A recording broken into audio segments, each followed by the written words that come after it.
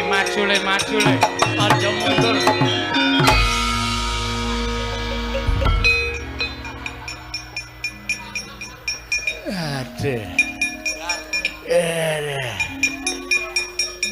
Aduh.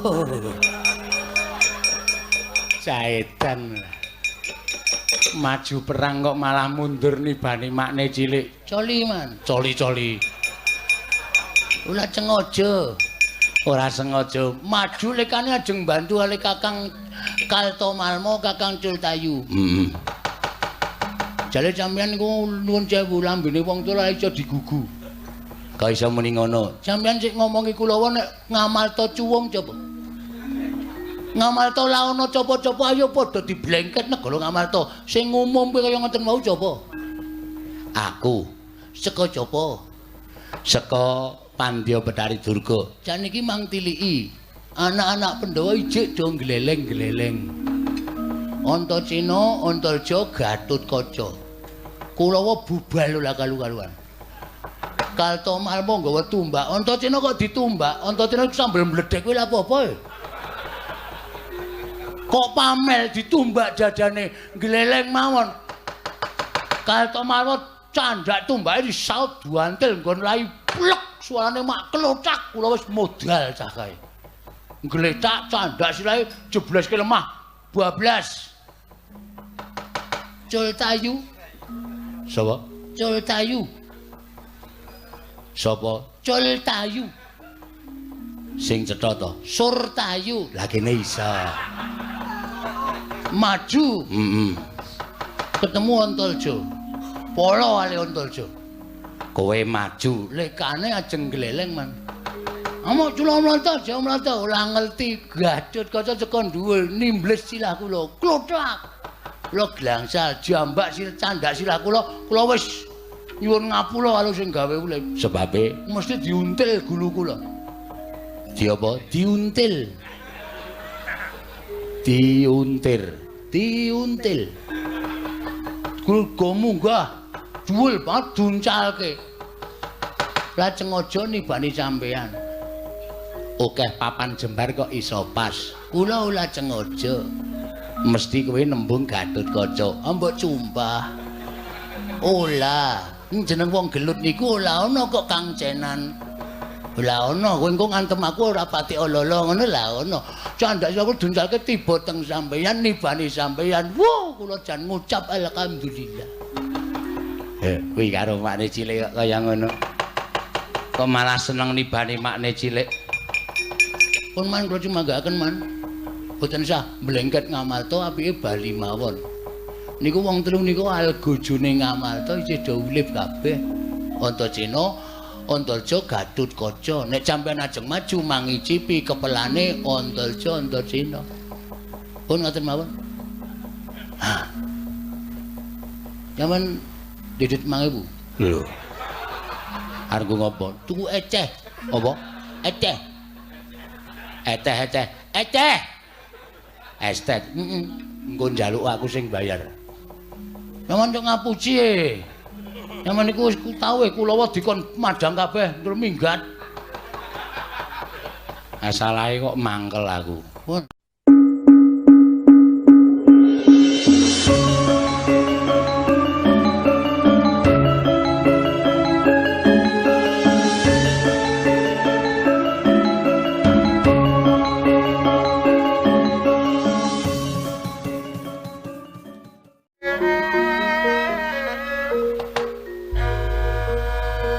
Ndadosaken kagiat sotaning manah kula pukulun teka mboten kanyana-nyana Sang Hyang Pikula Narada ing sidik pangudal-udal kepareng tedhak wonten ing sanggar pelanggatan negari Ngamarta ingkang mayapun Darma Kusuma kula ngaturaken sembah pangabekti kula kunjuk pukulun kentong warudayang pak pong buboleng kali cedhe sapa sing gawe iya ya nggih Puntadewa lontom pakarya bombong tias kula liwat pangestulun nampanana ya kula Darma Kusuma. Kula pun dicundhaka panglingga murda. Amawahana kabagyaning gesang kula pukulun. Sinten ingkang pareng nderekaken pukulun. Ah, dewa iki ora tau wong loro, wong telu ora tau ijen. Anggere tedhak ana ing jagat mesti ijen. Ulun pribadi ingkang mapan ana ing sanggar pelanggatan tedhak ana ing negara Ngamarta iki Puntadewa. Pukulun kasinggihan mekaten. Mugi kasekecakno anggen jengan ndika lenggah. Ya wis ora kurang kepenak.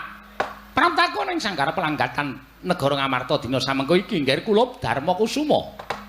Narada kakekku. Sarawuhmu aku ngaturake basaku katura. Werkudara wayah ulun wong gagah, wong jlunet, wong sentosa. Ulun tampa karya Bombong Tyas ulun ora liwat pangestu ulun mamanana ya kula Bratasena. Ndak gegem dadekake jimat prayogakno nggonmu lungguh. Ya wis ora kurang prayoga. Dewa yaene kok mudhun ana ing jagat grimis-grimis. Arepa grimis, arepa panas kuwi yen dadi kewajibane wis tetep kudu dilakoni. Wah, prayogakno nggonmu lenggah. Ya wis ora kurang kepenak. Ulun kula aturaken sembah pangabekti kula kunjuk. Arjuna ulun tampa randat pangestu ulun tampanana ya kulub Janaka. Kula mendhingga jimat paribe dayana ing kasantosan. Pukulun kula ngaturaken sembah pangabekti kula kunjuk. Pukulun kula ngaturaken sembah pangabekti kula kunjuk. Ya, kembar ulun tampa. Akarya Bombong Tyas ulun ora liwat pangestu ulun tampanana. Kula pun dinggo jimat paripe dayana ing kasantosan. Nggih, kula pun dinggo jimat paripe dayana ing kasantosan. Sasampunipun lenggah ingkang langkung prayogi pukulun. Keparang ingkang wayah pun Darma Kusuma cumadung dawuh. Menggah menapa ta wigatosipun dene jengandika kepareng tedhak wonten ing sanggar pelanggatan negari Ngamarta. Menawi kepareng kawedaring kathah tumunten kababarna nanging menawi wadi tumraping para kadang. Monggo pukulun kula dherekaken pados papan ingkang sepa sepi miwah sepen babaron ingkang sejati kelawan ingkang wayah pun Darma Kusuma pukulun kula cemadung dawuh. Ta. Ya iki ngene satine Puntadewa. Prapta ulun ana ing sanggar pelanggatan negara Ngamarta dina samengko iki sayekti dudu pribadi ulun ingkang kepengin ketemu kaliyan para Pandhawa babar pisan ora. Nanging pancen ulun ki diutus dening Sang Hyang Jagat Giri Pratingkah, ya Sang Hyang Bathara Guru, ya Sang Manikmaya. Supaya tedhak ana ing sanggar pelanggatan papaning para Pandhawa nggone mesu budi, nggone tapa brata. Kasinggihan mekaten. Lah, apa ta wigatine dene ulun kadhahan supaya mapan ana ing sanggar pelanggatan iki mengko sayekti ulun nampa timbalan ing Sang Hyang Jagat Girinata. Yen to sowan ulun utawa tedhak ulun ana ing jagat iki, wigati bakal andangu sowaning Puntadewa ana ing Kayiwangan dina iki uga bareng sak laku ulun. Mekaten pukulun. Iya. Menawi tetela mekaten pukulun, dosa menapa ing badhe kula sandhang. Menawi kula wantun handhuwa dhateng keparengipun Sang Hyang Jagat Girinata. Tetela Sang Hyang Jagat Girinata ngersakaken sowanipun ingkang wayahipun Darma Kusuma kula namung sendika ndederek lajeng dinten menapa anggenipun badhe sowan wonten ngersanipun Sang Hyang Jagat Girinata monggo pukulun kula nderekaken jengkar paduka Hyang Adi pukulun dadi kita gelem inggih mboten badhe mbadal dawuhipun Sang Hyang Bathara Guru. Yen pancen kaya mengkono ora usah dadak ngenteni sesuk dawuhing Sang Hyang Jagat Giri Pratingkah ya Sang Jatimurti kelawan panjenengan ulun Kakang Trada kula aturi nimbali sowanipun Puntadewa wayah ulun ing negari Ngamarta dinten menika ugi. Mula Kang Saka kuwi aja nganti kesuwen. Dina iki uga kita ulun boyong marang Kayiwangan. Monggo apa ta wigatine ulun boyang ngerti. Sing wigati ulun wis ngestokke dawuh supaya nyowanake kelawan jeneng kita kula Darma Kusuma. Menawi tetela mekaten kula kantun nderek Puntadewa kakangku. Werkudara piye? Aja kesusu budal. Aku wene ana wektu aku tak takon karo Narada kakekku. Werkudara mangsa borong nanging aja ninggal kelawan tata krama ngerti ya Sang Hyang Bathara Narada kuwi kamituaning kadewatan. Aku wis ngerti. Mula wene ana wektu sedhela aku tak rembugan karo Narada kakekku. Iya Dimas. Ndak sumangga kelawan sira Yayi Werkudara. Narada kakekku. Werkudara piye? Ora jeneng aku bakal ngalang-alangi apa karepe Narada, apa dene karepe guru kakekku. Babar pisan ora. Ning sadurunge kowe mangkat menyang Kayangan, luwih dhisik aku tak takon karo kowe. Takon perkara apa? Puntadewa kakangku ditimbali munggah ning Kayangan wigatine apa? Werkudara. Narada kakekku piye? Yen kowe takon bab wigatine apa to sababe Puntadewa katimbalan sowan ning kayangan, ulun ora ngerti. Merga ulun ora dijarwani dening Sang Hyang Jagat Giripati. Perkarane apa dene Puntadewa katimbalan sowan ning kayangan?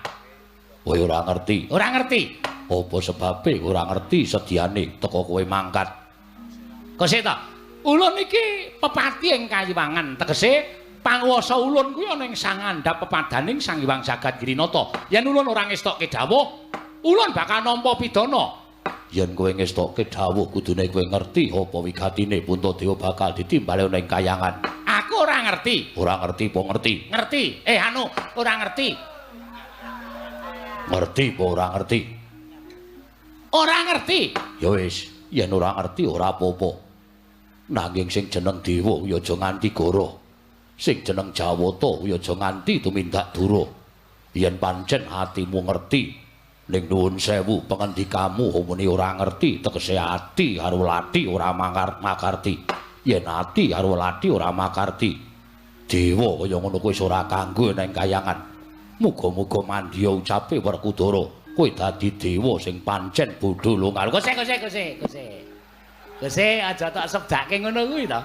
Kena apa dewa kok diwedi disebdake menungsa? Lah menungsa ki nek wis metu kekuatane nyebdake iki ya iso mandi. Dewa ki nek ora metu kekuatane nyebdakno ya ora bakal mandi. Mula kowe bloko. Ya, tak bloko. Ngerti apa ora? Ngerti. Mau kok muni ora ngerti? Mau saiki. Wah, dewa kok mencla-mencle. Gage, prasaja. Ngerti apa ora? Ngerti. Yen ngerti wigatine apa? Wigatine tinimbalan ning kayiwangan merga Puntadewa kuwi bakal nampa pidana.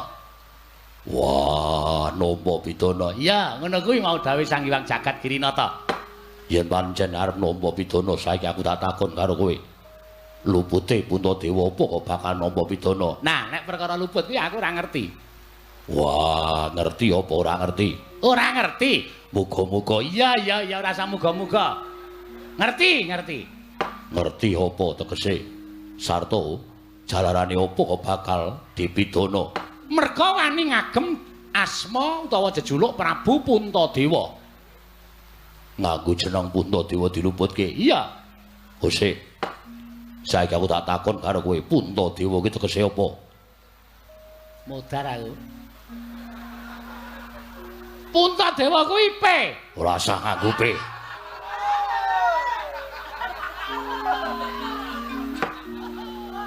Puntawi luhur dewa kuwi wis ngarani. Dadi keluhurane Puntadewa kuwi ngungkuli para Jawata kuwi ora entuk.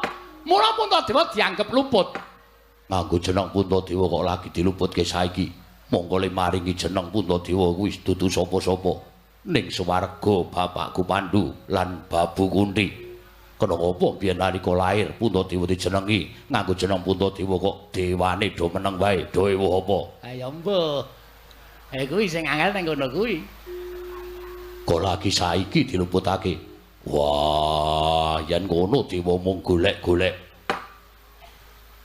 Mung golek-golek perkara karo mbarep kakangku, pawadane ming sengit karo mbarep kakangku. Ora ming kuwi. Ora ming kuwi mergane apa? Lupute ora ming Puntadewa tok. Lupute apa meneh? Puntadewa ki wani nganggo gelung keling. Monggo gegelung keling ki mung diagem para brahmana, para pendhita, para resi ingkang kekuatane utawa uripe wis sak traju sak babak kalawan para dewa kaya ta. Eyangmu ing Ngetal Kanda, Sang Resi Kanwa, Sang Rama Parasukae kabeh nganggo gelung keling. Ning Puntadewa ki dudu brahmana, Puntadewa dudu pendhita. Lah kok nganggo gelung keling, kuwi ya keluputan. Wah, padha pitakonku karo jeneng Puntadewa mau. Sing gelung keling Puntadewa kuwi Kunti Babu. Kena ngapa ling ngluputke lagi saiki?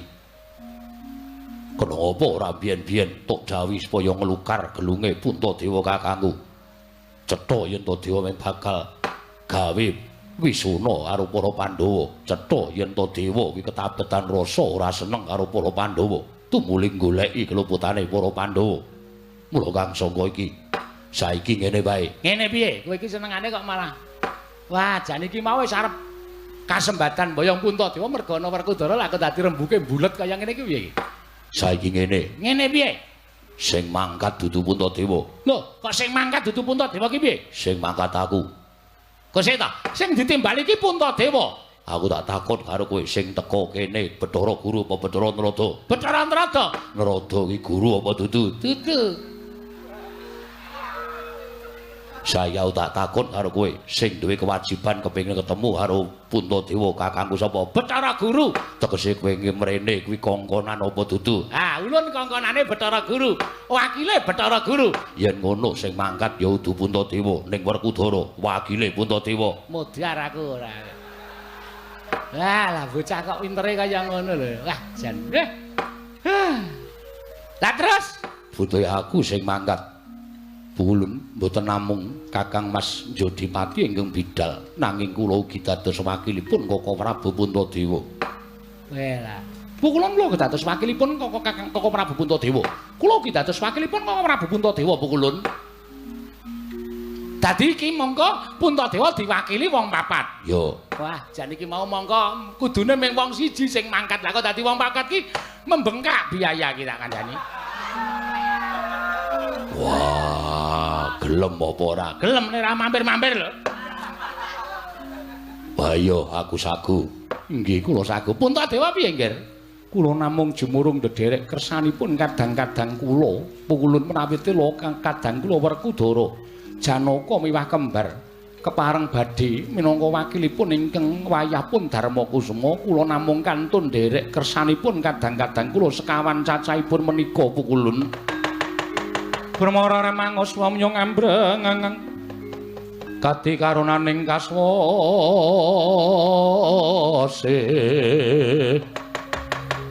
yaneng marga memalatku ing kencang warudaya pak bebel kali cedhe sapa sing gawe nek nak pikir-pikir ya bener Werkudara Iwang Mikulun Jatimurti utusan panjenengan ulun miji lan wiswaning Puntadewa ulun minangka dadi dewa wakiling Sang Hyang Jagat Giri Pratingkah mula ya bener yen Werkudara kuwi dadi wakiling Puntadewa. Wah sing jeneng wis adil Bathara Guru nimbali karo mbarep kakangku ora tindak dhewe. Mula tindake mbarep kakangku ya ora disalirani dhewe. Aku sing bakal dadi wakil. Kula ingin dados wakilipun Pukulun. Ya wis. Yen pancen kaya mengkono ayo. Werkudara Janaka kembar tak sowanake marang Sang Hyang Jagat Giri Pratingkah. Ya mung tak jaluk supaya aja gawe geger para putra lancur-lancur Pandhawa. Padha nggunakake panglemunan aja nganti kasat mripat metu ning sanggar pamon pelanggatan kene. Tumuli manjing ning Kayiwangan Suralaya. Tuh, Narada akeku ayo tak derekke. Barep kakangku aku nyuwun pamit. Koko Prabu kula nyuwun pamit. Koko Prabu kula nyuwun pamit. Koko Prabu kula nyuwun pamit. Kadanging pun Kakang Yayi Werkudara Janaka lawan kembar. Surtiti ngati-ati duga-duga digawa ya Yayi. Wah, aja kuwatir. Kanthi pancatan kaya ngene mbok menawa kowe karo aku bakal ketekan sediane. Ora kowe jane iki ndek karep apa to Werkudara? Dudu urusamu. Dudu perkaramu iki karep-karepku dhewe. Ora kena wong liya bakal ngerteni. Ya, wis sakarepmu. Wis kepenak nggon kita mapan ning sanggar pelanggatan ya Darmakusuma. Ulun budal makayangan kanun Werkudara Janaka apa dene kembar. Sembah kula ingkang nderekaken jengkar paduka Hyang Adi Pukulun Narada.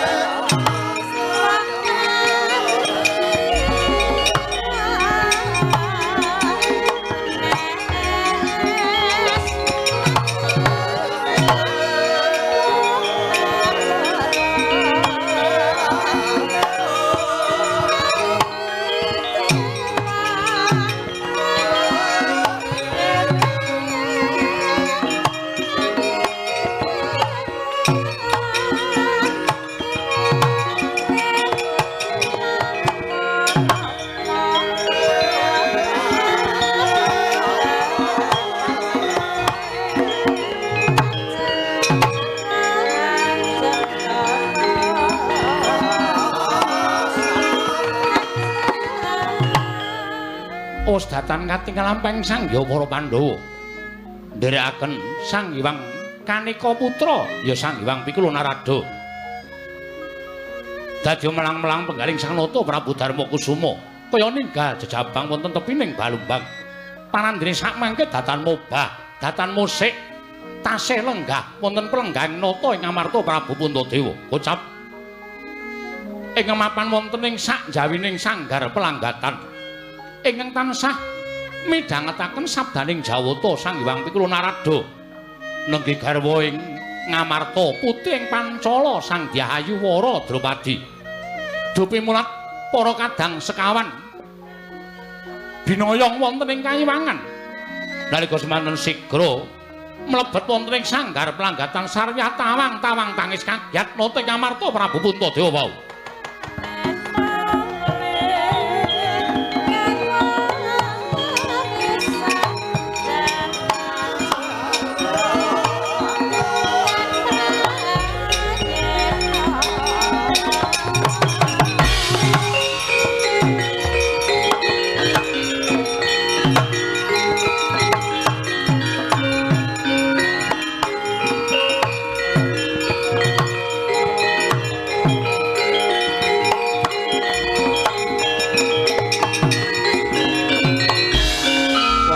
Utama ngambar arum sang kusuma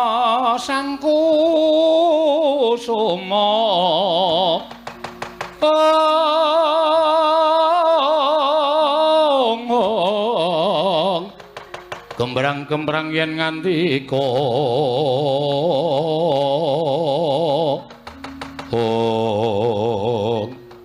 garwaning pun Kakang Yayi Wara Drupadi gawe kaget penggaling pun Kakang dene sira tumuli mlebu jroning sanggar pelanggatan mongko kanthi asa tawang-tawang tangis Yayi ana wigati apa sarta darbi atur apa sira dene ngrungkepi lawan pepadaning pun Kakang ing Amarta Maradiage matur ingkang kanthi pertitis Yayi Wara Drupadi sinuwun sesemban kula pengayoman kula wonten ing Madyapada prapteng delan boten nginten babar pisan bilih mekatna lampan ingkang kelampah wonten ing sanggar pelanggatan kadang paduka sekawan inggih menika pun Werkudara Janaka miwah kembar binoyong wonten ing kayiwangan Suralaya minangka dados wakil paduka anggenipun tinimbalan dening Sang Hyang Jagat Giripati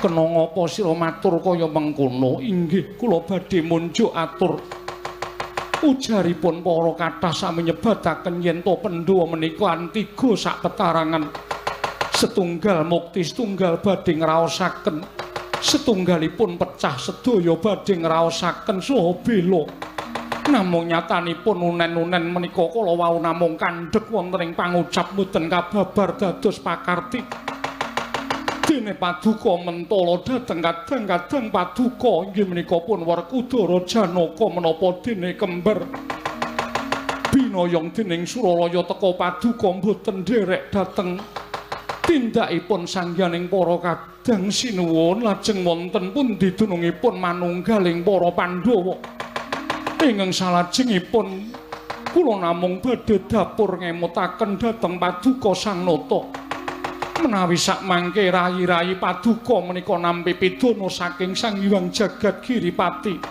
agengipun dipun cemplungaken wonten ing kawah Candra Dimuka menapa paduka mboten rumaos kecalan dhateng kadang-kadang paduka sinuwun eman temen dene kuncaraning Nalendra ing Amarta Prabu Darma Kusuma namung kandhek dumugi semanten teka paduka mboten gadhahi raos tresna dhateng kadang paduka mongko Werkudara Janaka menika anggenipun tresna kaliyan panjenengan persasat ngungkuli dhateng menapa kemawon buktinipun negari Ngamarta menika anggenipun babat Werkudara Janaka ugi bebasan banting raga meres kringet sasampunipun dados negari rayi paduka kekalih mboten kepengin dados Nalendra namung dipun pisungsungaken kadang pambayunipun ingkang dipun tresnani Nanging sabab menapa ing ngrayi badhe pinulung ing para Jawata teka paduka lenggan sila tumpang wonten ing sanggar pelanggatan lajeng wonten pundi raos kamanungsanipun Alendra ing Amarta Prabu Darma Kusuma jelek dadi putra sang putra dewa.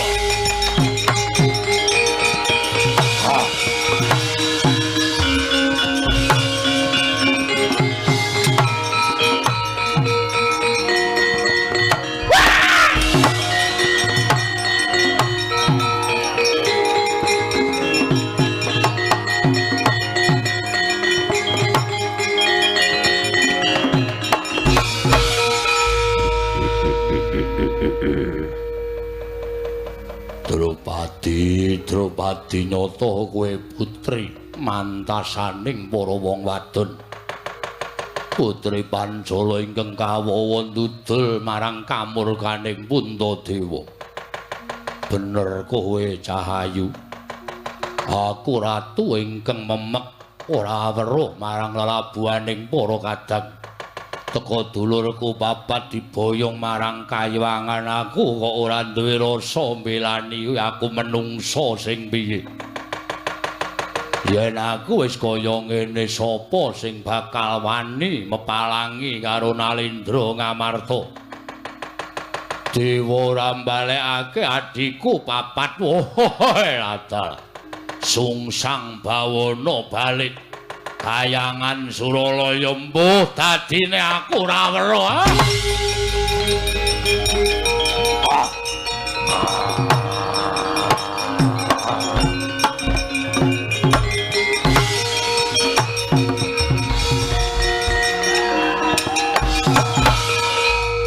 Aku iki bojo sing piye?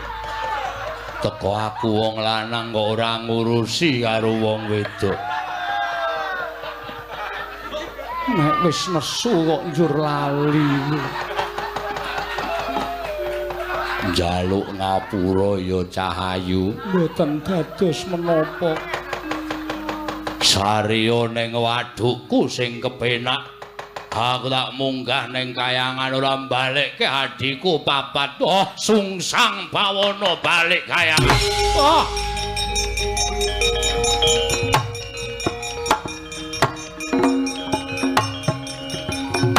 Waduh.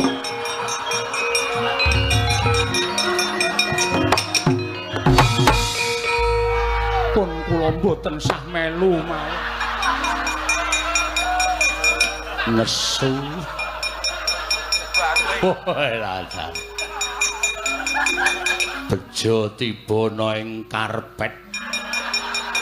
Mula ora ngrasake lara endi dewane legane aku.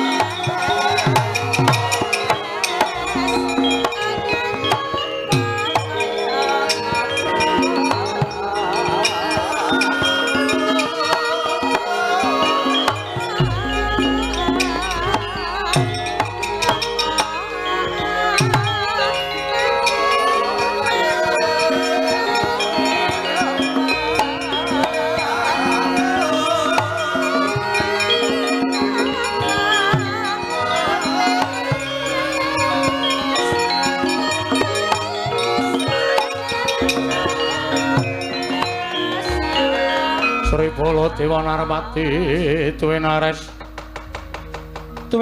Wara Kresna kalangkung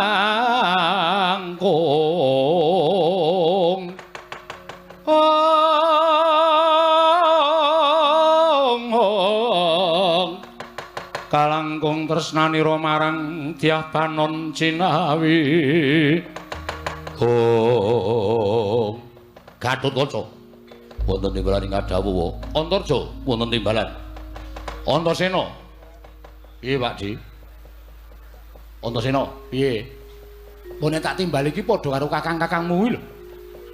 Awakmu ing Mandura kuwi ratu, aku ki Nalendra.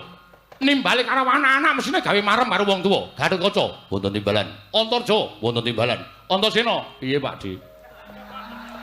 Lho, ora penak to? Ora penak, ora apa-apa, sing penting aku penak.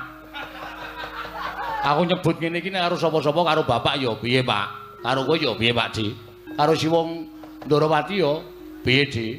Karo Bapak Janaka ya piye, Lek? Wis do nampa kok kowe ora nampa iki piye? Ning rasane kaya ora ngajeni karo aku. Ora ngajeni iki nek aku iso basa iki aku ora ngajeni karo sampeyan. Wong aku ora iso basa kaya bapak kok mbok ya wis rasah aneh-aneh ditampa wae. Diprisani piye akeh kawula negara Ngamarta padha mlumpuk semene iki nek kowe nyeluk aku Pak Dik iki rasane kok ora memper, dimemper-memperke. Wis ora guneman karo kowe, ora guneman ya wis. Gatotkaca wonten timbalan. Wis watara dina kabar sumebar nganti tekan negara Mandura. Jare wong atuwa Pandhawa mapan ana ing sanggar pelanggatan. Ger, yen pancen anakku pringgondane ngerti apa wigatine wong tuamu, mara diake matur marang awakmu ing Mandura. Wigatine apa dene para Pandhawa mapan ana ing sanggar pelanggatan? Kabedhau dodo kula kapendheta manah kula mboten mangertos. Malah nembe menika para putra kempalan ing wigatos namung badhe kepengin mangertosi menapa to sababipun dari Pandhawa mapan wonten ing sanggar pelanggatan. Lho, Gatotkaca ya ora ngerti. Mboten, Pak. Antarja menapa malih kula nuwun sewu, mboten ateges kula menika mboten narimakaken dhateng kawontenanipun ingkang putra ing jangkar bumi. Menawi dipun tanding kalian ngadi kula Yayi Gatotkaca Pandhawa menika tresna kalian Gatotkaca tinimbangipun Antarja. Mila menawi Gatotkaca kemawon boten mangertos menapa malih kula pun Antarja. Oh ngono iki. Kula nuwun sewu. Ingkang adat sabenipun sok malah mangertos menika kadang kula pun Antasena. Kowe ngerti perkarane apa? Jare moh omongan. Kok takon? Ora, nek perkara iki perkara wigati. Saiki aku tak takon karo kowe, bapakmu ning sanggar pelanggatan 5 cacahe. Wong atuwamu Yayi Prabu Darmakusuma, bapakmu Werkudara, pamanmu Janaka, pamanmu Neklas Dewa mapan ning sanggar pelanggatan iki jane wigati napa?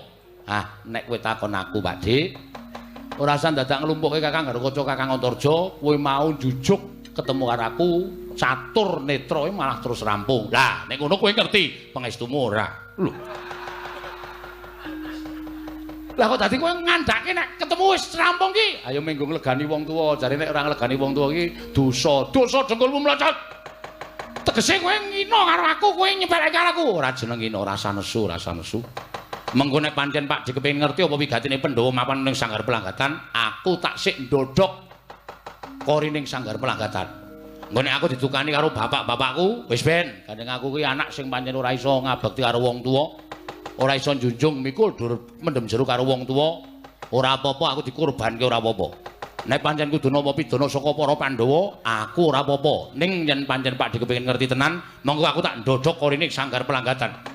Kuwi tenan Antasena, tenan lahir batin ora bakal tak gawe-gawe. Yo, kok kosik iki apa iki? Apa to? Iki lho. Iki lindu apa piye iki kok obah bumine? Lho. Wet-wet kok teng krosak iki nang apa Antasena? Iki nang apa Antasena? Koseta, dirembuk.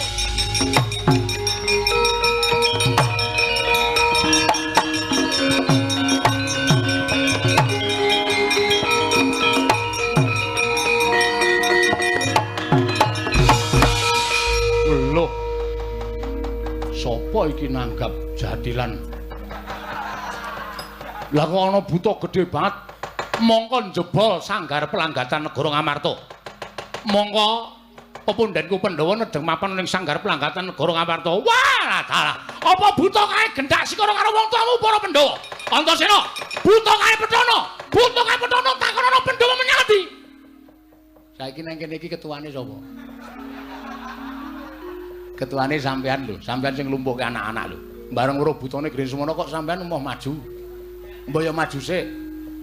Lho, sing enom-enom kuwi dhisik engko wong tuwa keri. Ha kami sosolan ngene iki kowe wedi.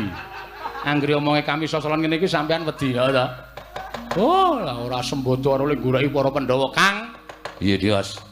Kakangku sak loron. Ana buta jebol saka sanggar pelanggatan, Kang. Takoni, Pandhawa nendi kok dadi jebol saka sanggar pelanggatan? Yo, njaluk pamit Sing ati-ati, Kang.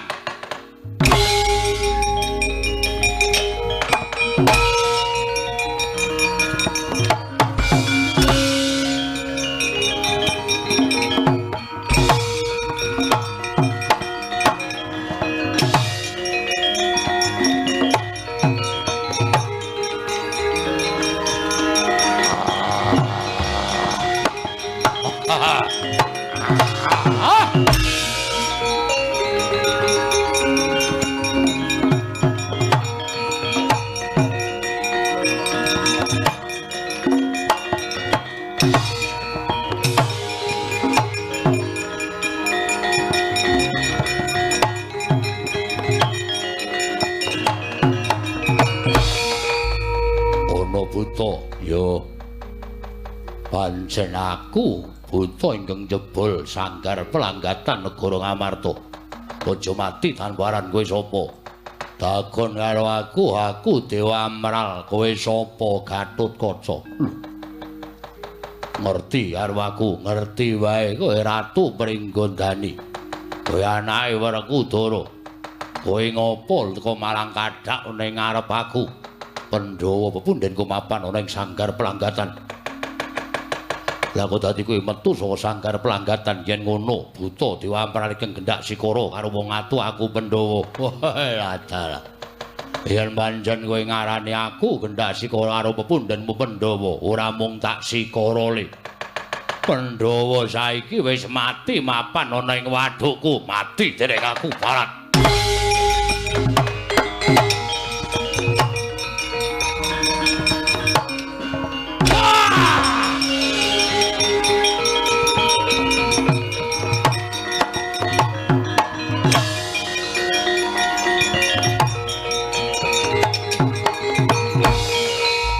Kakangne ora trima. Lho, kakangne sapa? Kakangne adine. Kowe kakangne Gatotkaca jenengmu Antarja. Ora trima wong atuamu Pandhawa tak pateni, tak untal dadi seni-sening wadukku. Ora gelem balekke pundhenku Pandhawa. Bali sugeng ana ing alam padhang. Trima Antarja.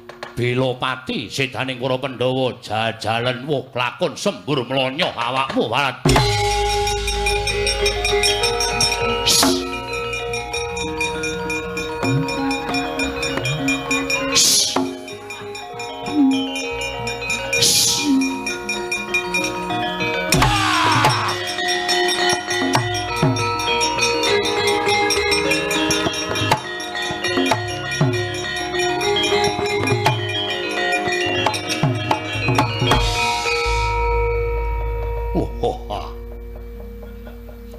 Adine Gatotkaca.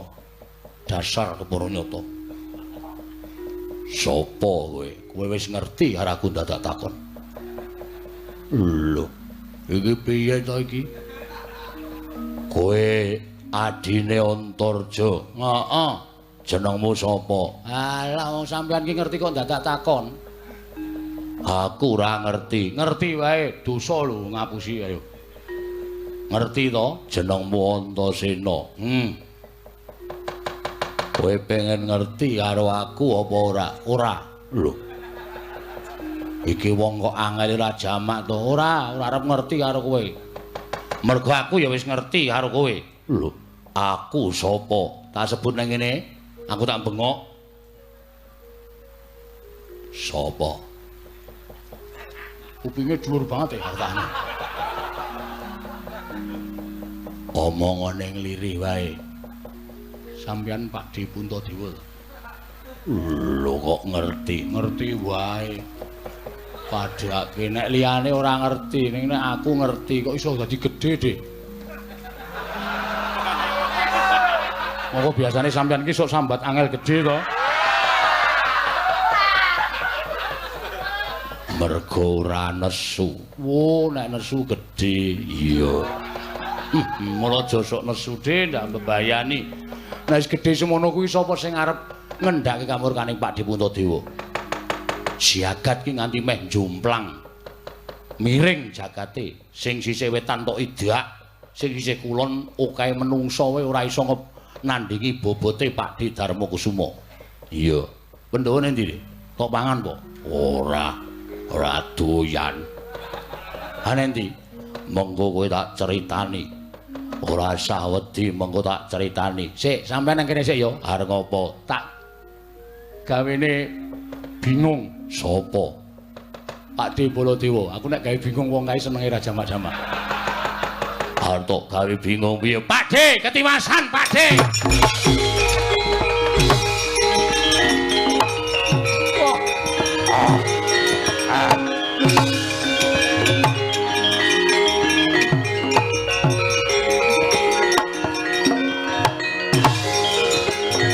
Waduh!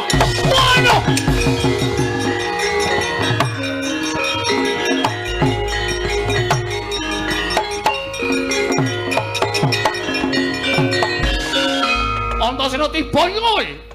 Pakde ketiwasan, Pakde. Kakang Garukaja disampluk kontal mbuh tekan ndi? Kakang Antarta disampluk kontal mbuh tekan ndi? Butane gedene ora umum. Aku mungsuh buta mau.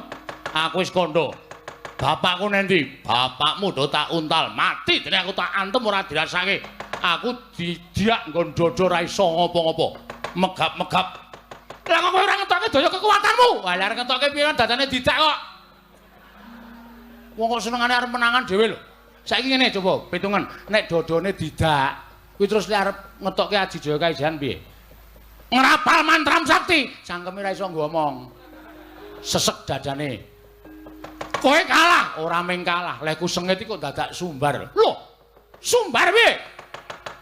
Ayo. Aja mung kowe cah bayi-bayi. Kae sing gerangan kae kon tekan kene. Iso menang karo aku. Tak suwitani selawe taun nyembah dramaane. Kae Prabu Baladewa to ngerti karo sapa-sapa. Lho, butane ngerti karo sapa-sapa? Ayo buta wis atusan taun nek gedene semono kae wis atusan taun umure. Lho, domongi ngeyel ora. Muni piye? Ae sing gerang kae kon tekan kene. Kon nggawa Kyai Nenggala, Kyai Alugara. Tak sile tak nggo nyelumbat kambil muni ngono. Iblis lanat. Puso kadewatan nggo nyelumbat kambil. Buta pengen tinjung akhirat nyawangu tandang Narata Mantura Prabu Baladewa. Ben.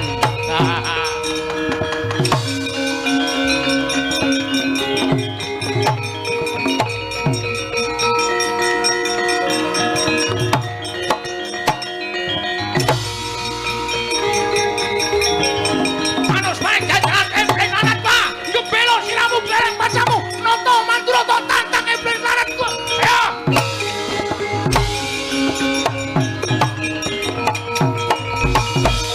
Apa demeh kowe gedhe? Apa demeh kowe biwara? Gedene semono aku wedi karo kowe. Kowe nyumbari Nata Mantura Prabu Baladewa. Kowe nyumbari Kyai Alugara, Kyai Nenggala. Kowe sarep nyawamu. Wah, cangkeme Antasena.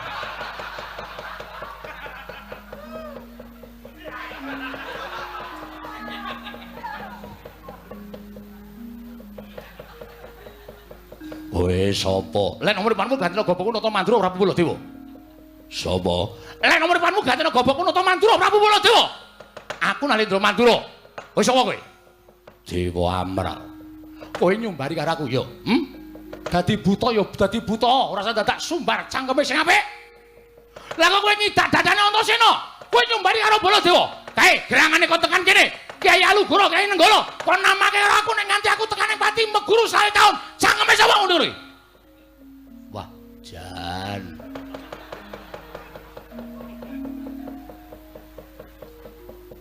Heeh. Ya, pancen tak ajangi jembar. Aku muni ngono, kowe arep ngopo? Lho, tegese kowe wani karo Baladewa. Sing tak wedeni apamu. Ayo tamakno pusakamu. Wah, iblis lanat. Kepengen tinjo ngakhirat nyawamu. Cocok Kyai Nenggala jeblok wetengmu. Ayo jeblokno nek iso Baladewa.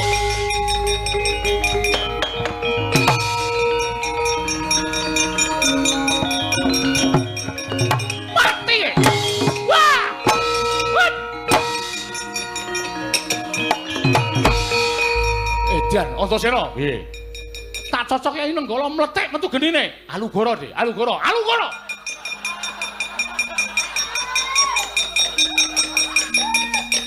Iki Alugara. Mau lambene sapa sing muni Alugara nggo nyumbat kambil mon lambene sapa? Wah, jan cah kocluk tenan. Wuku arep piye? Mati dening Alugara. Tibano leganing atiku.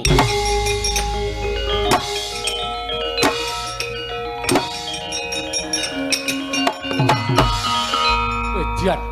Ampuh tenan. Lagi iki aku weruh ana buta kok kuat nadai Kyai Alugara Kyai Nenggala. Digdaya kliwat tukur. Antasena. Piye? Kalah. Kalah aku. Lah piye iki? Sing tak ndelke kowe Alugara Kyai Nenggala ora temowo. Liyane ndi pusaka apa liyane? Tak sileke apa piye? Sileke apa? Bendho apa? Hus. Ratu wadake bendho. Kuku arepe dhek. Pandhawa menyang ndi? Pandhawa tak untal ning wadukku. Iblis anak. Apa rumah Samurana sing iso ngembari karo kowe? Apa rumah Samurana sing iso dadi buta kaya kowe? Kowe tak kandhake adikku Ndarawati iblis akeh, Mas.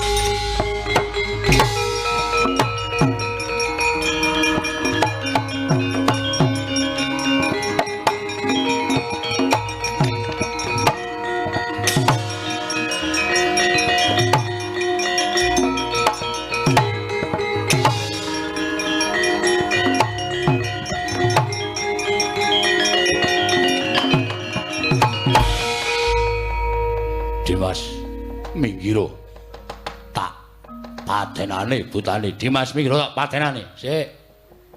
Ora do grusah-grusuh. Mulane sok ana iki satriya nom pengpengan digdaya. Kena, Kang.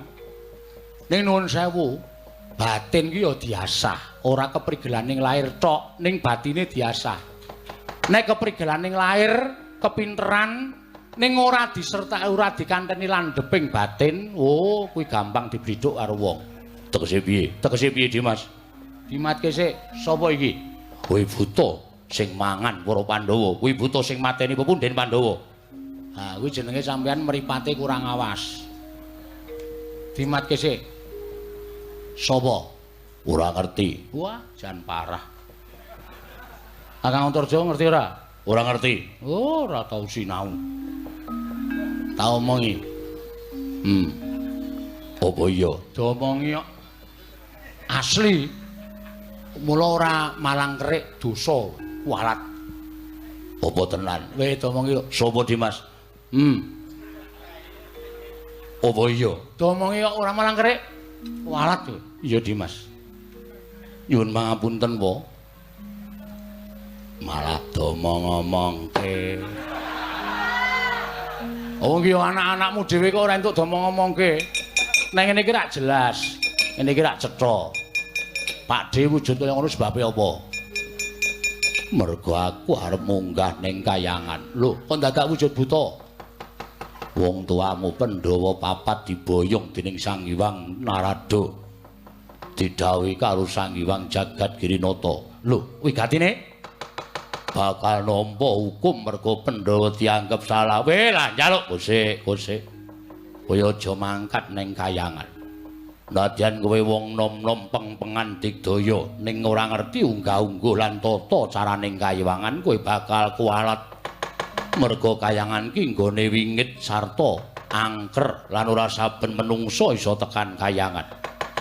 Mula tak jaluk kanthi banget yen kowe arep mbiyantu karo wakmu Darmakusuma. Antasena, piye Pakde?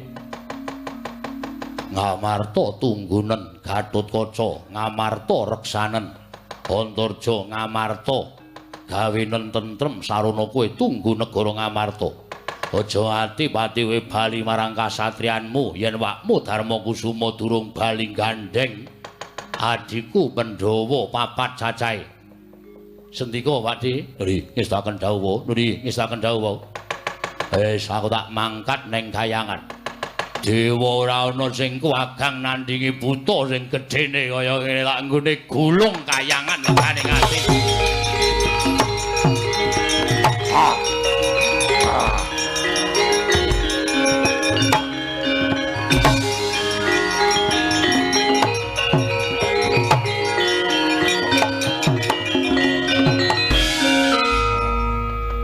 Arepa piyaine meneng, arepa piyaine iki ra tau werna-werna. Iya. Ning nyatane delon. Pak Di Darma Kusuma kuwi prihatine gedhe, tapa beratane gedhe. Mula nek nesu dadi buta gedene ra jamak-jamak. Iya Dimas. Lah kae tulaten kaya ngene iki ditulat. Ora mung gasah kepinteraning lair tok, ning asah kepinteran batin kuwi ya penting, ya wigati, ya to Kang? Iya. Ora Antarja barang kuwi. Le digdaya wong mbahmu ki rajane ngula. Wah, nggone nesu kok Malik Naga, nesu Malik Naga. Apa naga iku masamu ora ana sing ngalahke kok? Naga ki nek nggon film. Lho. Dimas kok tekan ndi-ndi? Wayang ki saiki aja bangep-bangep banget to. Wayang ki ya kena nonton TV. Dadi pengalaman iki luas. Naga ki nek nggon film ki karo menungso kalah. Mula ana tim pencari naga. Iya. Dimas li ndelok nang ndi? Lali aku wis suwe banget kok pisan. Mulai yo Kang, nunggu negara jumbuh karo dawing Siwa Darma Kusuma. Ya Dimas. Aja nganti ana payo-payo katemping samirana dom sumruping banyu telik Mangindrajala ingkang bakal ngobah-obah katentreman negara ing Amarta. Luwih-luwih aja nganti ana mungsuh ing Kemarajal saka Sela Slaning Garu. Iya Dimas. Ning apa ora nglangut ing atase nunggu rawuhe Kanjeng Siwa Darma Kusuma monggo punden Pandhawa diboyong mirang kayangan. Kowe ora ngerti tok. Ayo tak kanthi neng arena. Arena ngendi? Iki ana limbuk cangik, Kang. Oh apa iya? Dewang Supana mangadiluluwe kana sasmintaning sun jagat wasisaning Upadara. Paman Plasa Jenar ndadosaken kagiat raos sing manahipun ingkang putra Ngastina dene Paman Harya Sangguni Popo Mremban Durna kepareng sumusul dhateng ingkang putra Ngastina wonten ing sanggar Planggatan negari Ngastina. Nyawa-nyawa jimat kula nggir. Sesembahan kula wonten ing Madyapada, anak Prabu Ngastina. Estunipun kuwatir raos sing manahipun ingkang bapa ing kepatihan. Sasampunipun Maduka anak Prabu kepareng mapan wonten ing sanggar Planggatan, mongko tumuli mboten medal saking pamelengan. Ngantos pinten-pinten dinten laminipun. Mila tumuli kula rembagan kaliyan Kakang Mremban Durna ingkang wigatos kula wantun-wantunaken mlebet ngabiyantara ngersa Maduka anak Prabu Ngastina. Nedhengipun ingkang putra Alampah Tapa Brata teka kadingaren dene Paduka anak Prabu nglampahi Tapa Brata menapa ingkang jinangka. Lah nadyan ingkang bapa ing Sukalima semanten ugi, Nger. Kula cumadong dawuh. Menapa to sababipun dari Paduka anak Prabu Ngastina mapan wonten ing sanggar Planggatan tumuli Alampah Smedi menika menapa ingkang kajangka lan gadhahi gegayuhan menapa? Kepareng ambah bareng ing sejati dhateng ing bapa ing Sukalima, Nger. Durna Wonten dawuh Paman Harya wonten timbalan. Kula mireng kabar bilih para Pandhawa dinten samangke mapan wonten ing sanggar Planggatan wonten ingkang dados gegayuhanipun kadang-kadang kula para Pandhawa mboten sanes anggenipun kepengin nyuwargaken dhateng Paman Prabu Pandhu Dewayana ingkang dumugi titik lenggan samangke tasih mapan wonten ing kawah Candradimuka klunasi dhateng piyutangipun nalika Kanjeng Bibi Madrim ngidam-idam kaworan kepengin nitih lembuhan dini. Lamban menika ingkang dados sarana Kanjeng Paman Prabu Pandhu mapan wonten ing kawah Candradimuka.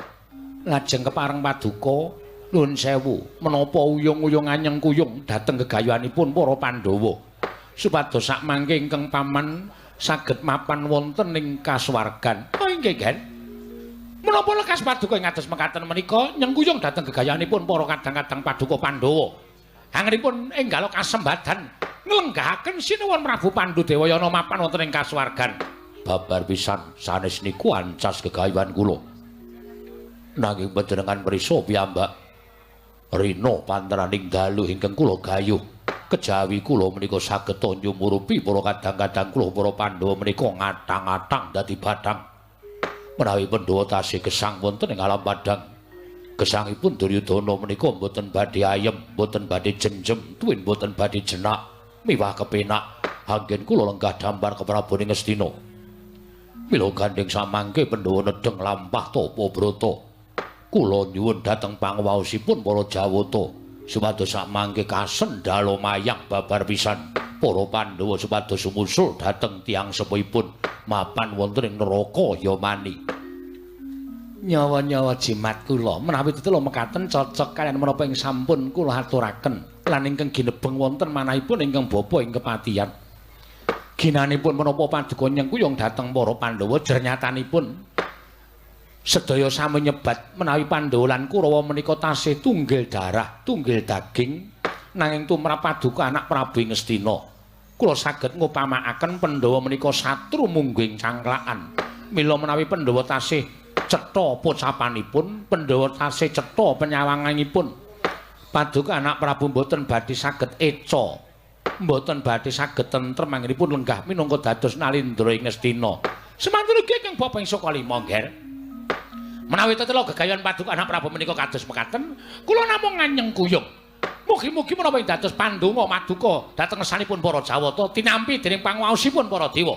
Saengga dewa ngudanani panyuwunipun anak Prabu Ngastina, sageta para dewa anyupet dhateng yuswanipun para Pandhawa dumugi dinten sakmangke menika kemawon, Nger. Bathuna Wonten dawuh. Paman Harya Sengguni. Wonten dawuh. Mboten dangu malih kula badhe ngawontenaken suka parisuka.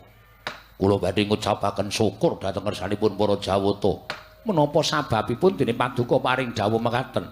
Panyuwun kula dipun udaneni dening Kanjeng Hyang Pandya Betari Durga ingkang sampun munjuk atur ngersanipun Sang Hyang Jagat Giri Pratingkah lan dinten mangke miturut ngendikanipun Sang Pandya Permoni ing Dandang Mangure. Kadang kula Yayi Puntadewa nembe katimbalan sowan wonten negak wonten Kahyangan Suralaya ingkang wigati badhe kapatrapan pidana saking Sang Hyang Jagat Giri Pratingkah Paman Plasa Jenar. Ing tan samar pamoring sukma sinukmaya pinah yo ing asepi sumimpen telenging kalbu.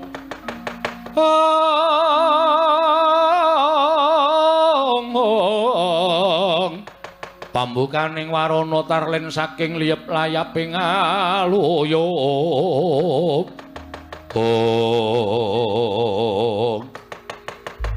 Nyarengi angin ingkang mlebet wonten ing sanggar pamelengan. Kacarita rawuhing Sang Hyang Permoni ya Sang Pandya Betari Durga. Jelek wonten ing sanggar pelanggatan karya kagiat nata Ngastina Prabu Duryudana wae.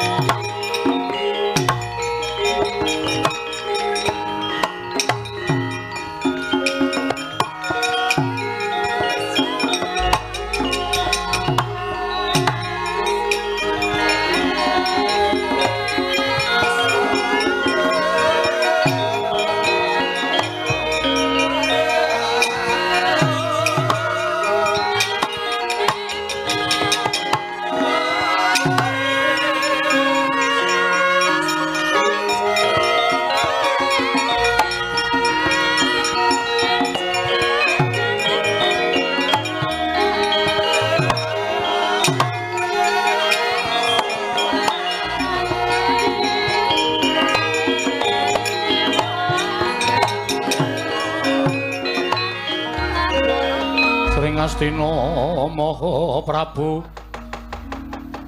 Prabu Duryudana alon nang ngandika duh arine ingsun Aning sun Werkudara den kapareng kene. Oh, yang Sarawu Paduka Kanjeng Hyang kula ngaturaken sembah pangabekti kula kunjuk Kanjeng Hyang Pandya Betari Durga. Nak tampa gawe gedhe ning atiku ora liwat pangestuning pone yang ing dandang mangure tampan nono ya kulup Duryudana. Lho pundi jimat Pandya Betari kula ngaturaken sembah pangabekti kula kunjuk. Ate sengkuni tak tampa gadhe lega leganing atiku. Ora liwat pangestuku tampan nono. Inggih kula tampi. Dadosaken kagiat raos sing manahipun ingkang wayah ing Ngastina. Dene Paduka Kanjeng Hyang Permoni kepareng tedhak wonten negari Ngastina. Hyang kula nyuwun dawuh. Kados pundi pawartosipun anggen Paduka sampun kepareng udaneni dhateng panyuwunipun ingkang wayah ing Ngastina. Duryudana, tak ambali kang dadi pangendikaku marang sira kula putuku negara Ngastina. Yen to dina samengko panyuwunmu ndak aturake marang Sang Hyang Jagat Girinata ya Sang Hyang Jatimurti. Lan apa kang dadi panjalukmu dituruti Sang Hyang Bathara Guru? Dina samengko Sang Hyang Bathara Guru wis utusan kawan Hyang Pikula Narada. Ya kuwi nimbali kawan Puntadewa supaya timbali munggah ning kayiwangan. Wondene wigatine Puntadewa bakal diluputake merga nganggo asma Puntadewa sarta nganggo gegelung keling. Diarani yen to Puntadewa ora bakal bisa selak meneh. Puntadewa bakal mancing ana ing neraka ya maning ngancani karo gerangane ya kuwi Prabu Pandudewayana. Ngaturaken panuwun ingkang tanpa pepindhan bingah ingkang tanpa upami. Manahipun ingkang wayah ing Ngastina. Ning wanti-wanti ya kulup kaya aja lali. Supe babakan menapa? Nalika semono kowe wis tau tate matur kelawan aku yen to aku ngudaneni panyuwunmu. Kowe kudu tetep marang apa ing mbok ucapake marang ngersane yang wing dandang mangure. Yen to besok ana ing jroning Bratayuda upama kowe kapuping rono Madyalaga, besok upama wis entek umurmu tegese wis entek tulising Duryudana ning jagat. Ragamu dadi panganing para baju barat, sukmamu dadi balaning Betari Durga ing dandang mangure lho, Nggir. Pawan wonten dawuh. Dos pundi? Pun disaguhi mawon. Wong mati niku sesuk krasa napa? Perkara swarga apa neraka niku wong urip niku ora iso ngarani, dijangka-jangka kaya ngapa. Wis tumindak apik ning kala mangsa sok kejeglong dadi sarana nggone nyemplung neraka. Tumrap kula neraka le swarga niku rasa digagas. Panjenengan sampun kirang menapa mukti ngawibawa Nyakrawati mbau denda wonten negari Ngastina. Derajat pangkat boten kirang bebasan Nalindra sugih bondo bandu. Sugih bondo Nalindra ingkang sugih brana picis, sugih bandu paduka menika Nalindra ingkang ngabala raja. Sinembah dening para Nalindra sak jagat.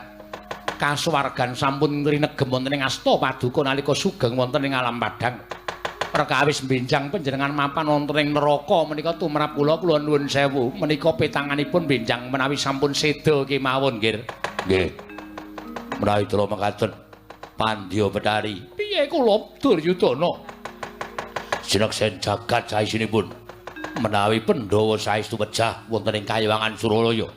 Pejahipun Duryudana benjang sukma kula dados balanipun Pandya Betari Durga. Ragane Duryudana menggo bancaan para baju barat. Tobat dagat nekseni lho Nggih Duryudana.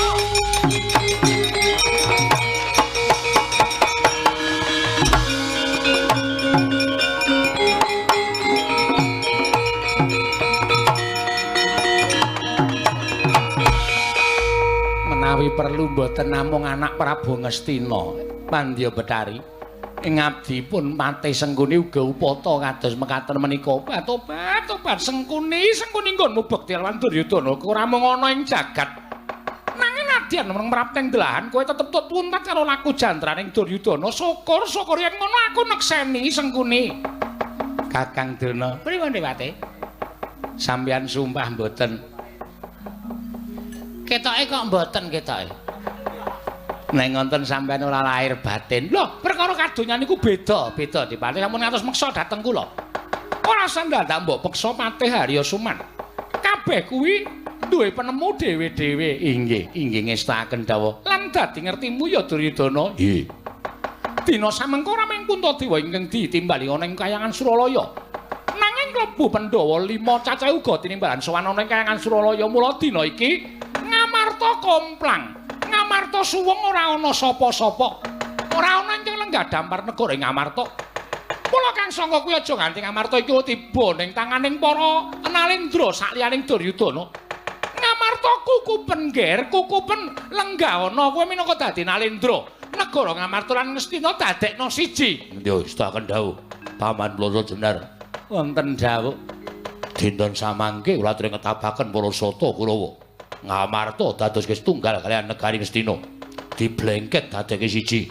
Mumpung Pandhawa mapan ning Kayangan Suralaya. Nek ngestaken dawuh pangkat kula benjang menapa dinten iki uga mang budal ngetapake para sata Kurawa.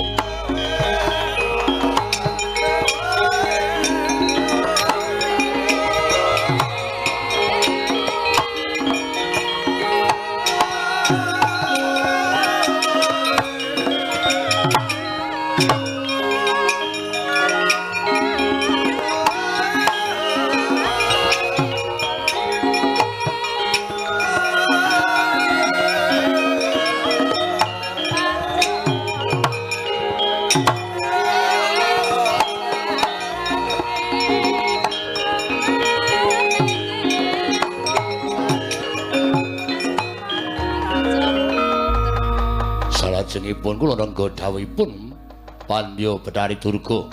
Ora usah ndadak walang ati kang dadi penggalih mulya kula putuku cah bagus.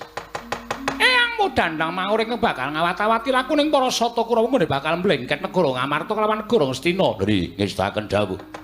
Kowe ora usah ndadak jengkar saka dampar. Ora usah ndadak njemangkahake suku ngrembyahake asta cukup lenggah ingkang prayoga. Mengko bakal kasembadan apa kang dadi penjangkamu? Nggih, ngestaken dawuh. Begawan Durna. Oh, kula wonten dawuh Pandya Bathari. Aja nekake lakuning para sata Kurawa watawatana ya Kumbayana. Oh inggih ngestaken monggo sareng kaliyan kula Pandya Bathari.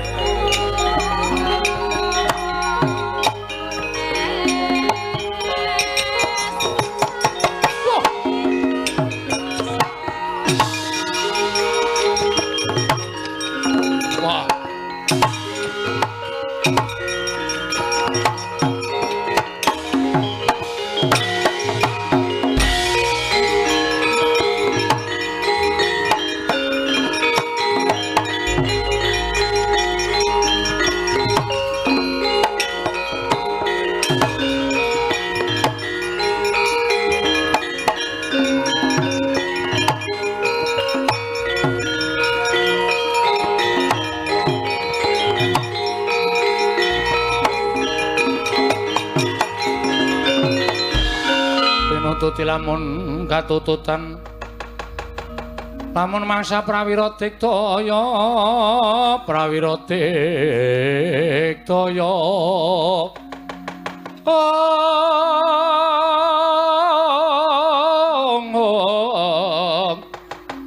Anggana magawe gelar Irawang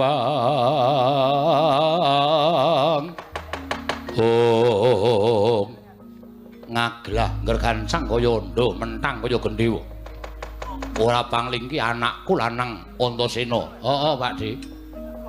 Pakde Kartomarma ya dasar para nyata Antarja inggih wa kula ingkang putra pun Antarja kok nggawa wadyabala gelar sepapan Kurawa ora pangling gendera rontek tumbake nganti kaya jati ngarang.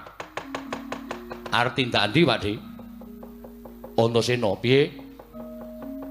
Wale-wale apa?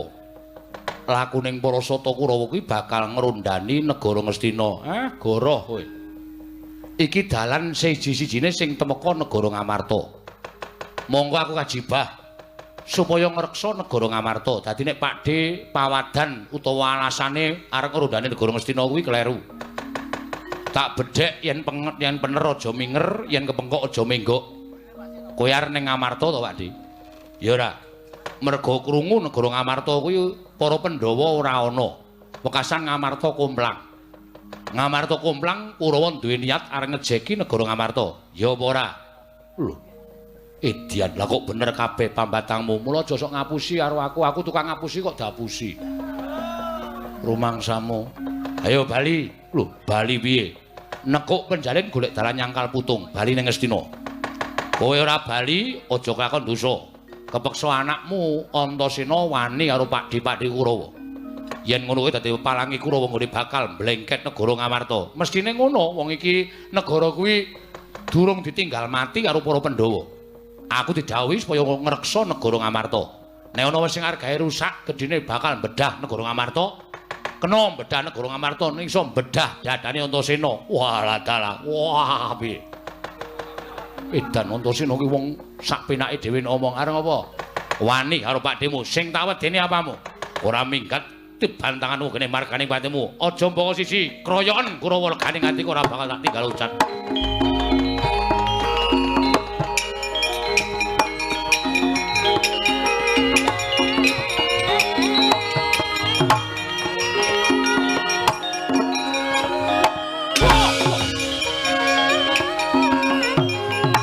Terus sih Mas ya.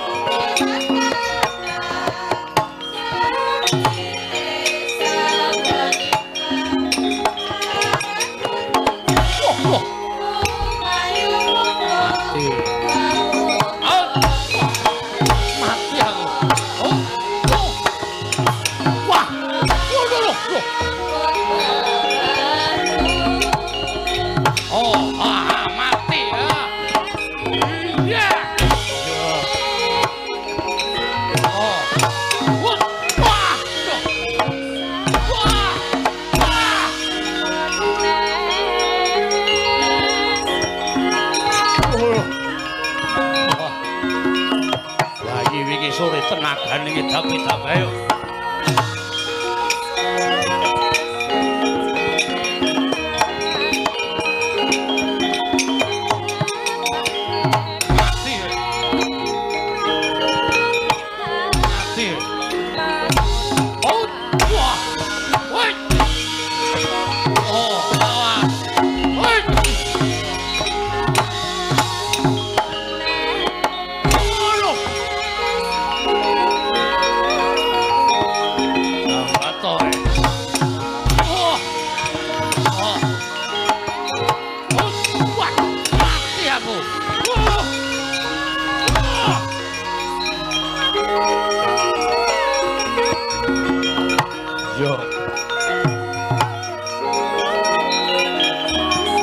tumbak jebol dadamu mrene.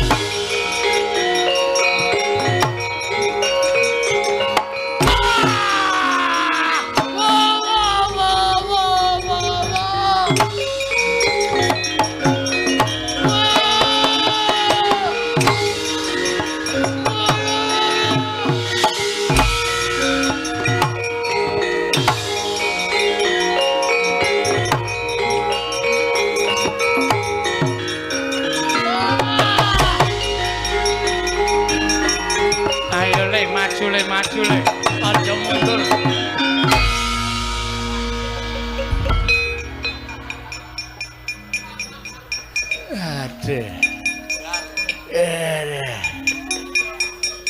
Aduh. Caedan. Maju perang kok malah mundur nibani makne cilik. Coli man. Coli-coli. Ora sengaja. Ora sengaja. Maju lekane ajeng bantu ale Kakang Kaltomalmo, Kakang Cultayu. Heeh. Jale sampeyan niku nuwun sewu lambene wong tuwa iso digugu. Kok iso muni ngono? Sampeyan sik ngomongi kulawa nek ngamalta cuwung coba. Ngamalta laono coba-coba ayo padha diblengket negara ngamalta. Sing umum kuwi kaya ngoten mau coba. Aku Seka coba. saka Pandya Betari Durga. Jan iki mang tiliki. Anak-anak Pandhawa ijik do gleleng-gleleng. Antaséna, Antarja, Gatotkaca. Kulawa bubal lho kalu-kaluan. Kaltomalmo nggawa tumbak. Antaséna kok ditumbak? Antaséna sambil mledhek kuwi lha apa-apa e? Kok pamel ditumbak dadane gleleng mawon. Kaltomalmo candak tumbake disaut duantil nggon rai plek suarane mak kelocak kula wis modal cah kae. Gletak candak silahe jebleske lemah bablas. Cultayu. Sapa? Cultayu. Sapa? Cultayu.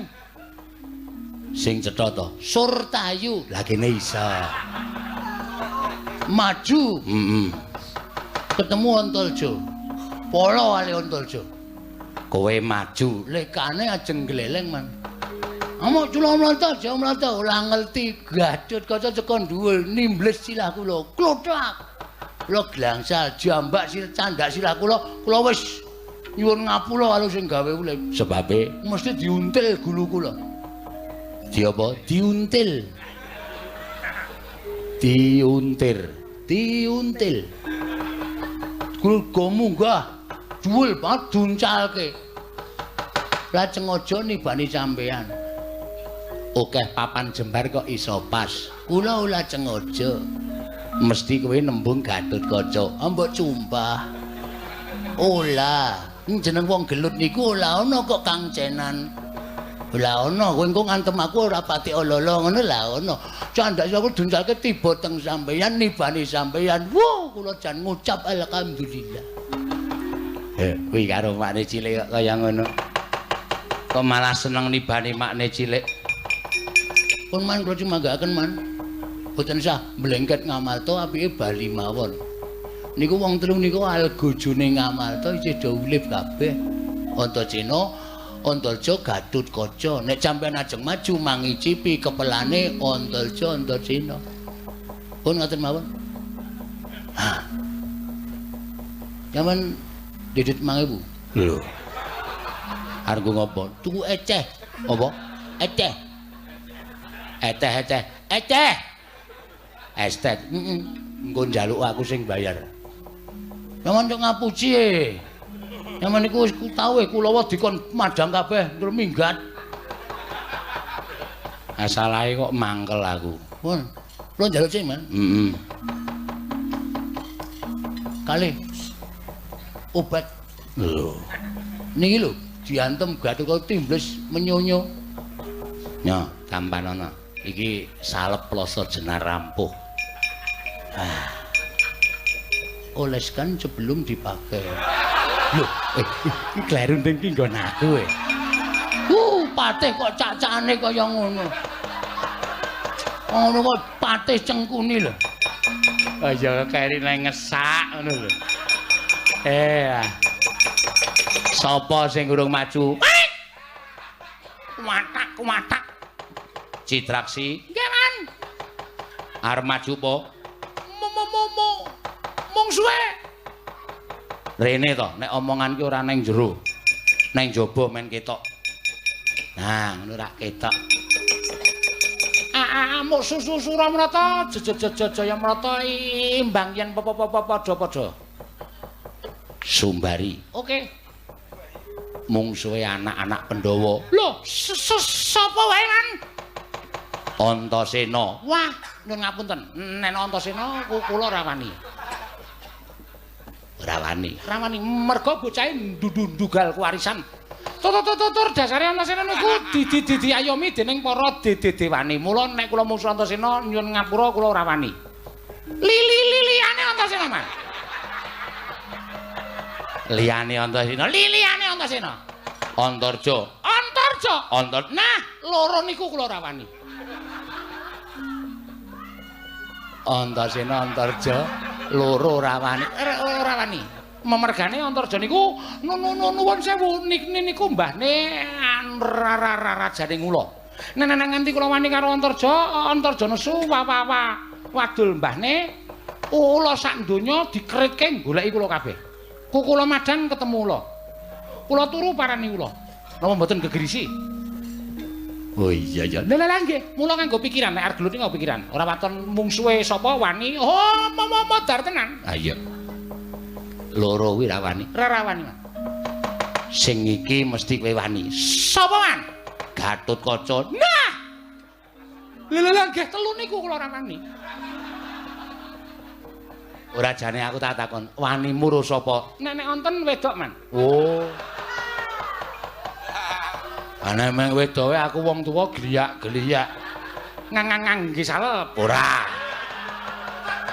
Senengane ta. Amo Suramrata jaya mrata mamang semikir trajaran.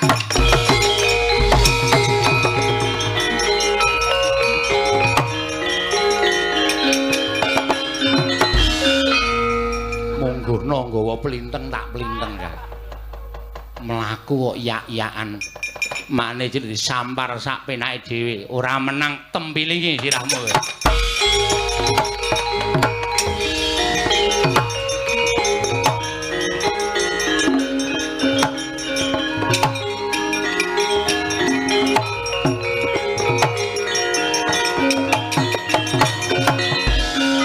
Antasena. Piye, Pak Dik? Salam perdamaian. Lho. Lah kowe iki mrene arep ngopo? Aku meng ngelegani mak cilik Sengkuni. Aku didhawuhi supaya ngajar kowe, ning jelas aku rawani to. Ha iya. Mula aku tok mrene. Aku tak takon kakak Karo karo kowe wah aku malah deg-degan aku. Ngerasa oleh ngomong ki meleh ngampet tambegan aku. Santai wae. Apa pancen aku omongane kok kaya ngene. Aku arep takon. Sing nguncalke Durma Gatimaca. Kakang Garukaca. Tulung aku tak ketemu karo Garukaca. Aku wedi siji ka loro gawe aku wedi banget. Ngene kebablasan. Lah mula aku tuntunan. Gatotkaca kon mrene. Ya. Kakang Garukaca. Heeh. Gugu goleki Pakde. Oh iya. Kang. Oh. Goleki Pakde. Pakde sapa? Pakde Citraksi. Lho, dengaren goleki aku. Mbok. Aku adu arep kono ora gelem kok. Mungsuhe njaluk kowe. Njaluk tak gimer ndase. Entase no. Piye? Oh, kowe aja salah ucap. Aku ora njaluk digimer ndase. Iki mung perkiraane Kakang Garukaca, kowe ora usah kuwatir. Mama, Tratap. Tratape aku. Ya wis kowe ngono wae.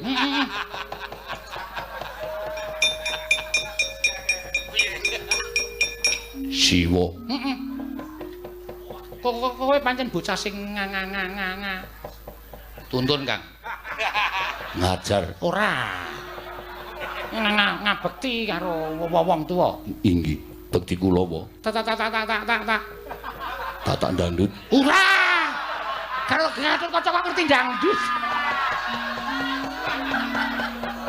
Tak tampa. Inggih. Sing nguncalke Durma Gati mau. Kula. Kok iso bener Sengkuni?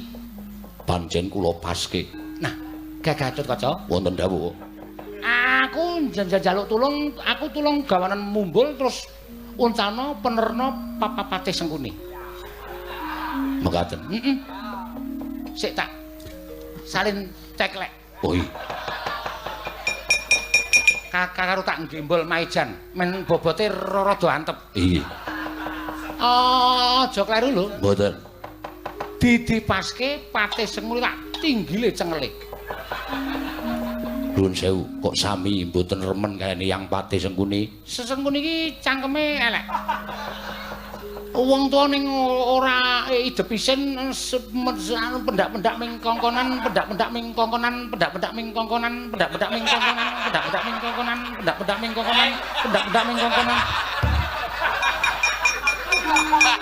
Njaluk ngapura telakku sak konslet. Oh iya. Tulung. Uncana pasna Sengkuni. Oh iya, silakan jauh.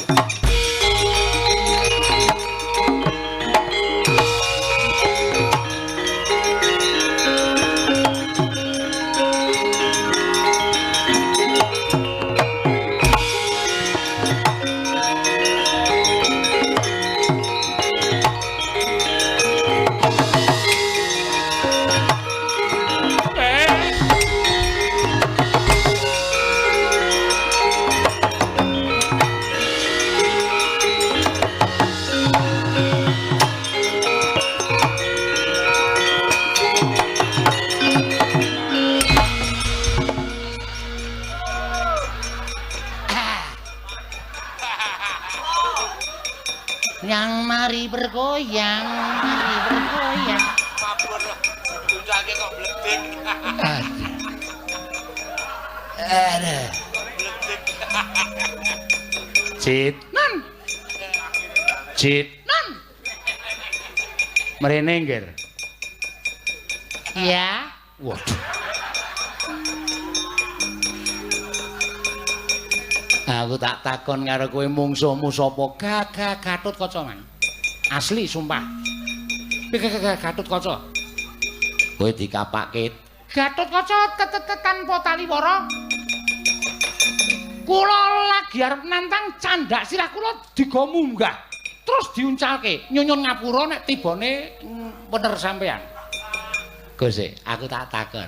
Ana wong ning dhuwur kok iso ngoyak kuwi kaya ngendi? Iso bledek. Monggo aku wis weruh lho. Kowe banter banget saka ndur, aku wis mlayu ngulon, kowe melu ngulon, aku mlayu ngetan, kowe kok melu ngetan. Kula ora ngerti mbok menawa niku aji-ajine Gatotkaca. Sumpah kula ora jarak. Yakin sumpah. Kula niku jane arep niba, ngulon wae najeng niba. Ning kok kaya ana kekuatan sing ngenggokke kula kok kaya ana bisikan cengel ngoten niku. Bisa ilmu hitam. Wedhus ya. Asli man, mboten gora kula. Dadi Gatotkaca sing nguncalke kowe. Nggih man, gugu karepe dhewe. Putu kok nganti kaya ngono. Kowe wani daksya karo anakku Citraksi, tuwa do tuwa Gatotkacae.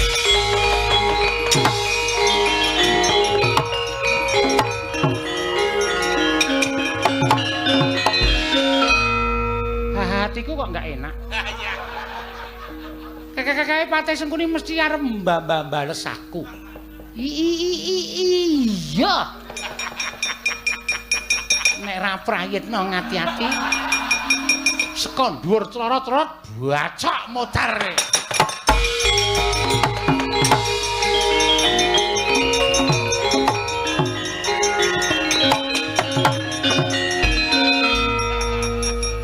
Hyang Patih. Iya, nggih. Aku tak takon, Citraksi mau apa tak uncalke miturut karepmu dhewe apa Citraksi omong apa? Siwa Citraksi dawuh kalian kula. Kinen ngumbulaken kon ngepaske cengele Patih Sengkuni. Ngandel ora. Menungsa kaya ngono kok arep ngapusi, wong dhek rupane ra iso ngapusi kok. Nggih. Wonten dawuh. Kowe ngerti aku sapa? Panjenengane Hyang kula, Hyang Patih. Kudune putu karo mbahne Ngabekti. aku njaluk tulung. Iya. Gawanan mumbul pasno Citraksi tak walese. Nggon bun-bun ya nggih, nggon bun-bun. Men jemblong, men modar wong. Menika putra panjenengane Ora peduli, aku ki diwaneni karo Citraksi ki ora pisan ora pindho. Njaluk tulung coba. Iso pas ora nggon sirah tak gejlike nganggo tungkakku. lho niki kesaken dawuh.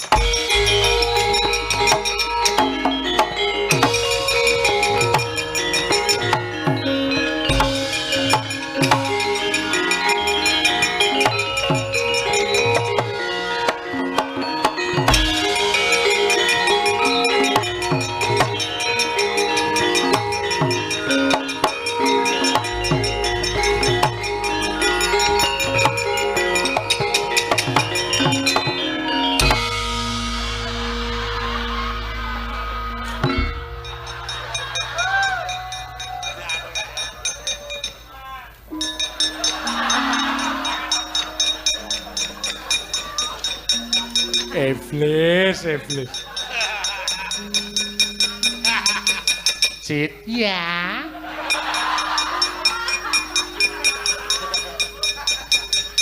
Oh, ngerti nek arep tak bales wong limpat seprapat jagat. Wong limpat seprapat jagat wis tamat niku ping kula dadi kula ngerti papa semon panjenengan arep bales arep ora niku kula wis paham. Nggih ta? Kok gegerku macrek. Mungsuhe bendho. Aduh. Ya, untung kena lengotolo. Nek ora kena lengotolo mati tenan. Lah nggih padha kula ya kena lengotawon. Ha iya. Nek ora kena lengotawon rekoso mundur anak-anak Pandhawa angel dikalahke.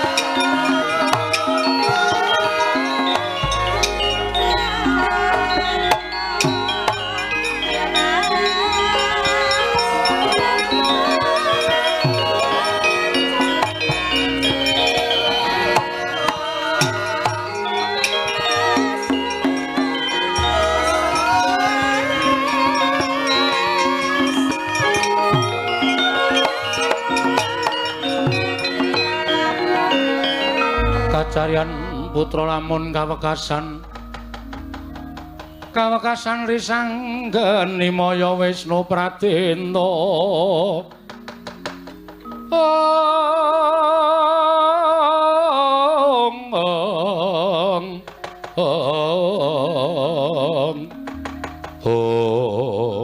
Kang iya Dimas bener ngendikaning Siwa Darma Kusuma Ngamarta kumplang ki akeh sing padha kepengin ngejeki negara Ngamarta. Iya. Mula aja dikendhoni. Ayo, kepara dikencengi nggone ngawat-awati negara Ngamarta. Yen ana klesak-klesiking kawula, ana kekumplukaning para kawula padha glenak-glenik, perlu ditakoni Kang, duwe karep apa? Ya Dimas, ayo. Dipageri sing bibit negara Ngamarta. Dimas